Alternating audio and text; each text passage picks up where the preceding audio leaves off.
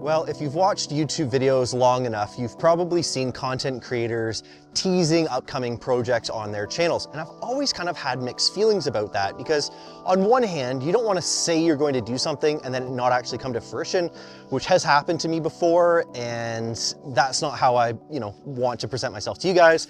At the same time, it'd be nice to have some, transparency for the people that are quite literally supporting the channel.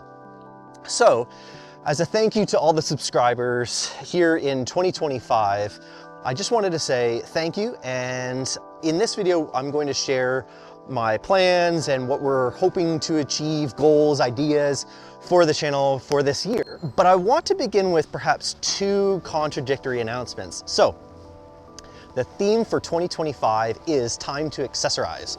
So we are going to be looking at the trailer and the truck to try to improve its capabilities and utilities to go further and do more for longer. At the same time, I also need to announce that the trailer's for sale. So you actually join me right now in the parking lot of the 2025 Calgary RV show, which is right behind me. And I would love to be able to say here in January, late January, that let's get in out of the cold. It's phenomenally nice weather, but let's head inside anyways. We'll find a nice spot to sit down and I'll walk you through everything we've got going on, hopefully, for 2025. Let's do it.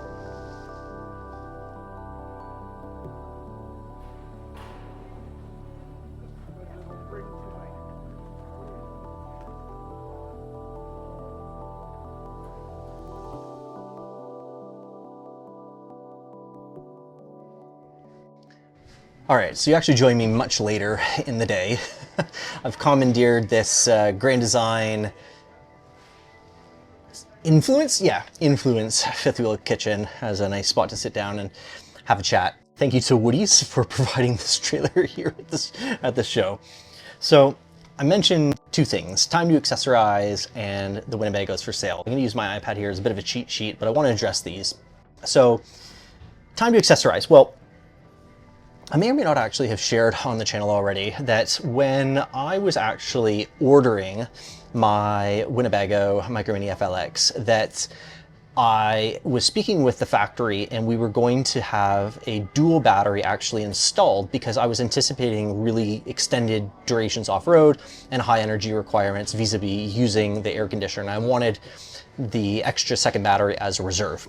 Unfortunately, there was a miscommunication between the factory who was waiting for payment and the dealer who was waiting for an invoice to know how much to charge, and that didn't end up happening. And so I kind of took that as an opportunity to basically just use the trailer as it was for 2024, somewhat begrudgingly, if I'm being honest, and just see how it shakes out, because that is at its core the product, right, that Winnebago is selling.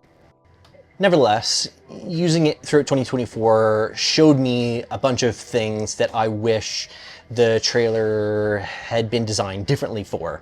And so the time to accessorize is me basically saying, okay, let's go back and I don't want to say fix it, but again, try to actualize the capabilities of the Micro Mini platform for what we're doing, which is going places and doing things for extended periods of time. So those things that we're going to be addressing this year are going to be the roof vent situation. So having a roof vent that can not only exhaust the moisture when I'm cooking inside, but perhaps can actually create a positive pressure in the trailer and force that out the slider window behind the stove.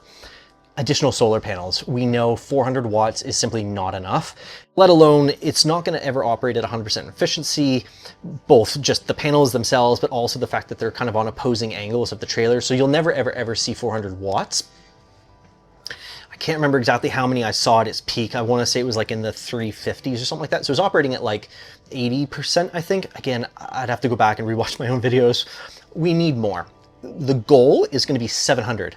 So almost doubling the solar capacity. But the way that we're going to have to wire that in, we might need to get a bit creative. And I've actually already purchased a second solar charge controller that's going to help with that. Perhaps make that a bit easier. Auxiliary charging as well. So we can't always rely on the sun to provide all our energy needs or to keep up with our energy demands. So there is going to be an auxiliary charging system that will be installed. The actual hardware, the piece itself, is quite expensive, so I've been in no hurry to actually go ahead and purchase that.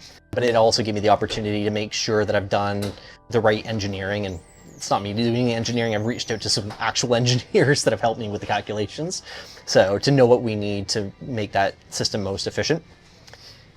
You've seen me a few times using the macerator pump, but it's not in its final iteration. There's one accessory that I'm going to be installing that will make that macerator pump system work as I intend it, and I really look forward to showing you that. I've just been reluctant to do any drilling into the side of a trailer that, generally speaking, I didn't know if I was going to have long term. And last but not least, the heater ducting. So any subscribers of the channel would know that the Micro Mini FLX products are not ducted into the underbelly, and thus we need to fix that to prevent freezing of our pipes. And I mean, let's be honest, we're in the mountains, so any time of the year. So plans and goals for 2025. At the time being, this is being recorded in late January 2025 here in Calgary, and it's wintertime up here in Canada. So until I'm actually able to duct heat into that underbelly, which I have a friend of mine who is helping me with the 3D print engineering. However, once, oops. All right, so goals and plans for 2025. Well, until I'm actually able to add heat ducting into the underbelly, kind of at a bit of a standstill.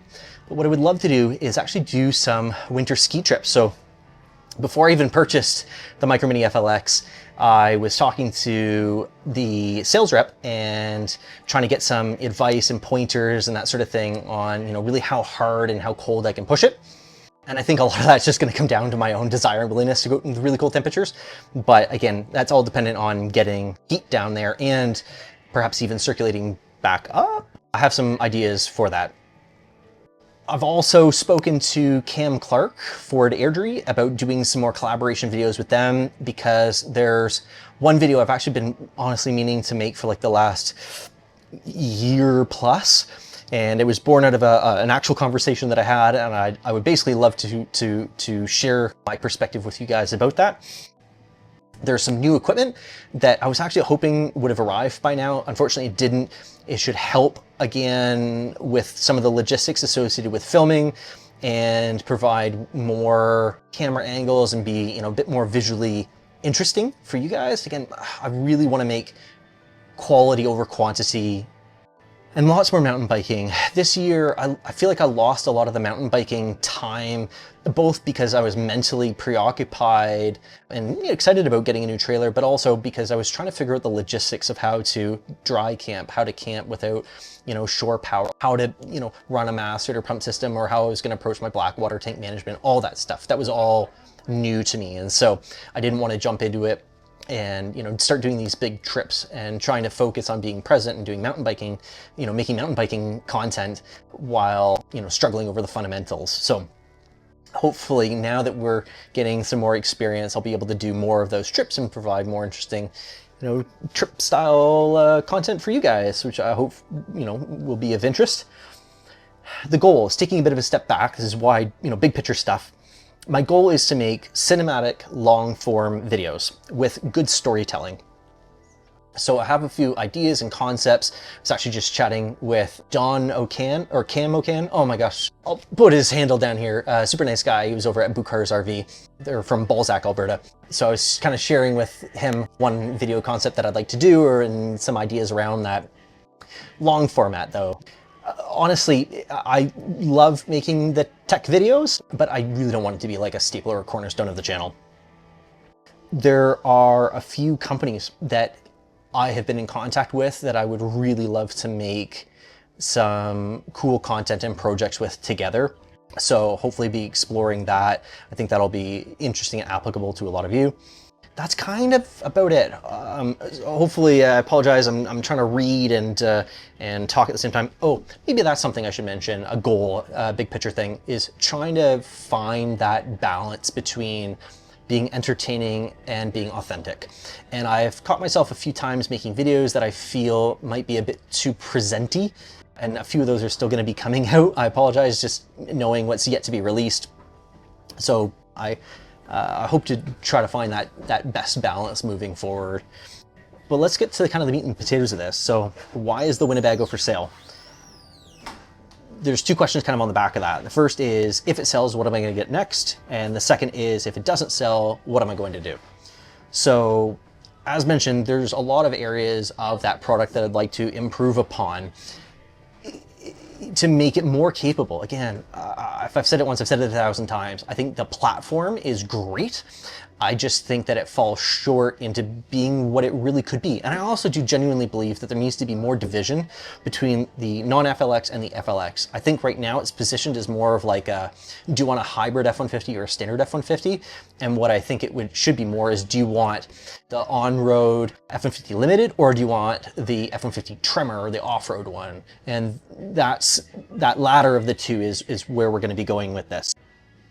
So in a dream world, which I won't say who, but as of about 20 minutes ago, I was basically told that it'll never happen. But my dream would be with Winnebago to come together with some other partner brands to showcase what they do and make a prototype Micro Mini FLX that seeks to basically maximize absolutely everything that we can on the platform. So the first would be, how much battery can we put in it? Second, how much solar can we have? Third, how much water can we carry? Fourth, how much suspension travel can we get? Like all of these things, I want to push it to the max, right? And because all of these are realistic limitations that we encountered this year. We've killed the battery on a 3-day trip where we didn't have direct sun. We ran out of water more times than I can count when we were out in Squamish and Whistler. We couldn't charge the battery back up fast enough using the existing solar. So yeah, let's just see how, you know, hard and far we can push it. Windows, yeah, there's something else. That's a whole logistical nightmare. From my perspective, I can come in after the fact and I could add dual pane acrylic Euro style windows, but they don't make the full size for all the window holes. And so I would actually have to come back in and I'd be adding wall material. I don't know where I'm getting that wall material from. I'm now repainting it. There's a lot more to it than just adding a window. Unfortunately, it's kind of a catch-22. I've got really nice and big windows, but there's not always a European style, Euro style equivalent that will go in that orifice, that opening. So the goal would be to partner with Winnebago to be able to do that. Whether or not they're receptive is a something else. If that dream doesn't come true, what would I practically do? And that would be buy another 2025 Winnebago Micro Mini FLX. This time, hopefully, get a bit better coordination and get that second battery installed from factory. And maybe twist their arm into a couple other things like solid steps over the drop down. Although having a look at some of the Winnebagos here at the show, it looks like they're kind of already gone that way anyways. If it doesn't sell, then the plan is to take the trailer that we already have and do as much as we can to it. Some things are certainly plausible, other things less so. But yeah, use it as a foundation to build the coolest part that I can. From an ownership perspective, that does fundamentally change things, because then I would be invested in keeping it for much longer, which is fine.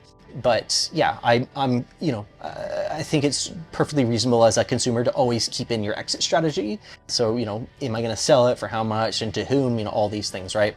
And I think generally speaking, when it comes to modifications on a trailer, people are fully justified to be wary of that in how they were done, if they were done correctly, etc. So I have to keep all this in the back of my mind. But yeah, there we have it. Sorry for the big one long take. I actually tried setting up the camera in a slightly different angle to give you a bit more visual interest, and it fell over and all the things went all the places and people were checking on me. So yeah, maybe a bit of a low tech, but it was honestly nice to just sort of be open and candid about what the plans and the goals are. I honestly anticipate this video only being seen by existing subscribers, because there's not going to be like a brand or a product in the title or the thumbnail. So please allow me, honestly, to take this as an opportunity to just say a sincere thank you. At the end of the day, content creators such as myself, we're nothing without our subscribers. It's a bit, you know, business-like in the sense that brands, you know, want to see that there's eyeballs on whatever their product or service is.